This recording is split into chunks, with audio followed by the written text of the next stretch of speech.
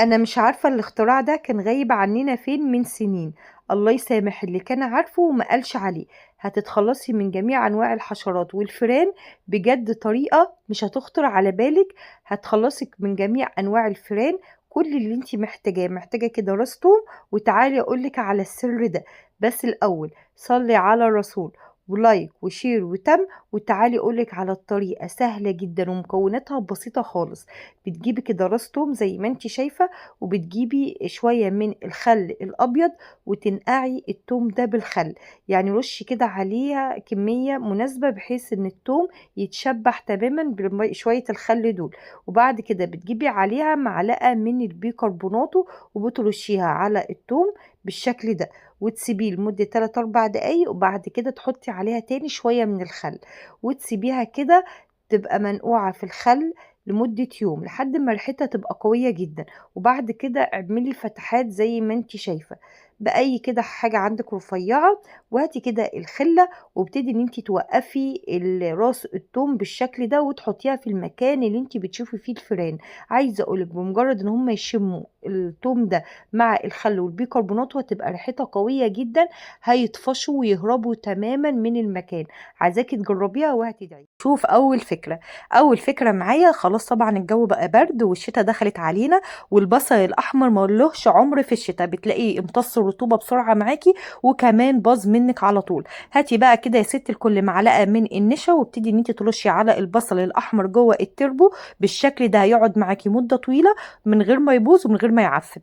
تاني فكرة معايا لو عندك كمية رز كتيرة وعايزة تحفظيها من أي حشرات أو من أي سوس أو من رطوبة بتاعة الشتاء. جربي معايا الفكرة دي حلوة قوي. هتجيبي كده قطعة من الفحم وتحطيها كده في وسط كمية الرز الكتيرة اللي موجودة عندك. وتبتدي ان انتي تطفيها كده بنقطة زيت زي ما انتي شايفة. واقفلي عليها الغطا. عايزة اقولك الحركة دي بتحافظ على الرز ان هو ما يمتصش الرطوبة ولا يبوظ ولا يعمل حشرات ويفضل معاكي لحد اخر رزاية نضيفه زي الفل. تعالي بقى نشوف الفكرة بتاعة رش الخل على عيون البوتاجاز او على النار. وتعالي بقى اقولك على سر معظم الستات ما تعرفوش. عايزاكي بس تاخدي بالك كده من عين البوتاجاز اللي موجودة عندي دي. زي ما انتي شايفة كده شايفة النار تقريبا مش طالعة اصلا يعني ضعيفة جدا. زي ما انتي شايفة كده. هعمل ايه؟ بصي بقى يا ست الكل هتجيبي كده طبق. وهتحطي فيه شوية من الخل الابيض بتاعنا. تمام. وبعد كده تحطي نقطتين 3 من صابون المواعين بس شوية صغيرين مش كتير. وبعد كده هتجيبي نص ليمونة وتعصريها على الخليط ده. وبأي فرشة اسنان قديمة موجودة عندك. هتخلطيهم كويس جدا لحد ما الصابون يدوب معايا ومع الخل والليمون.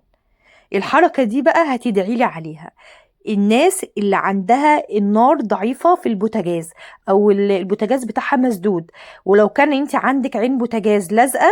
جربي معايا الحركة بتاعت الخل دي بجد فظيعة. هتبتدي ان انت تنضفي الاول الفتحات دي. زي ما انت شايفة كده. وهتلاحظي الفرق معايا ديك انت شفتي العين ما كانش النار ما كانتش راضيه تطلع. طبعا الحاجات دي بتتصدق من الدهون ولازم تنضفيها ودي احلى حاجه تسلكي بيها عيون البوتاجاز. بعد ما عملتها بالخل والليمون وكمان شويه صابون بجيب قطنه كده وببتدي ان انا الفها كويس جدا. وادخلها جوه الماسوره بتاعه الغاز بالشكل ده. وامسكها طبعا كويس عشان ما تفلتش مني. وشوفي بقى كميه الحاجات اللي دخلت جوه وسدالي العين ومش مخليه النار تبقى قويه معايا. بصي زي ما انت شايفه كده بصي. كل دي كانت حاجات جوه ولسه طبعا هدخلها تاني وهدخل واحده نظيفه. بجد الحركه دي بعملها اول ما البوتاجاز بحس ان النار بتاعته بتهب او النار ضعيفه او مثلا بيسود لي الحلل.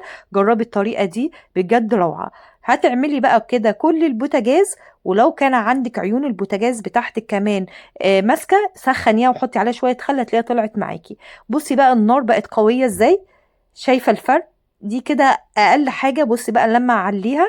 بجد الحركة دي بتسلكلك عيون البوتاجاز وبتخليه قوي جدا وسريع وتخلصي الأكل بسرعة بدل ما تقعدي بالساعة والساعتين. تعالي نشوف الفكرة الأخيرة معايا. هقولك على حركة حلوة قوي دي بقى تعمليها عندك على حوض المطبخ طول اليوم. بتجيبي أي بطرمان عندك وتجيبي كده معلقة من الملح أو معلقتين. وهحط ربع كوباية من الخل الأبيض على معلقتين من الصابون المواعين اللي من غير عليه أي مية يعني ده مش عليه مية. تمام. وهتعصري عليه شوية من الليمون ليمونة كده. اهم حاجه بس تستخدمي برطمان كبير بتاع مخلل مثلا، ولا حاجه تكوني غسلاه كويس، وتعملي الحركه دي وتخليها على الحوض عندك طول اليوم. هقول لك على حاجه هتريحك جدا. بعد كده هتحطي ميه سخنه كده، وده بقى تسيبيه عندك على الحوض. كل ما تستخدمي معلقه، في مثلا بتطبخي الاولاد كلوا شوك معالق، بدل ما يرموها في الحوض يحطوها في العلبه دي. تمام. لحد اخر اليوم، وتسيبيها منقوعه كده في الخل والليمون والصابون. بجد حرفيا بتخلي المعالق نظيفه من غير مجهود ومن غير اي تعب. وبتسيبيها كده تقفلي عليها طول اليوم لحد ما تخلصي كل المعالق اللي انت استخدمتيها انت واولادك. وجربي الحركه دي، المعالق هتلاقيها بتلمع من غير سلك من غير اي مجهود. والناس اللي ما بتحبش زحمه المعالق وهي بتغسل المواعين، الفكره دي هتعجبها جدا. كده الفيديو بتاعنا خلص. يلا احتفظي بيه على صفحتك الشخصيه، واستنيني في افكار تانية.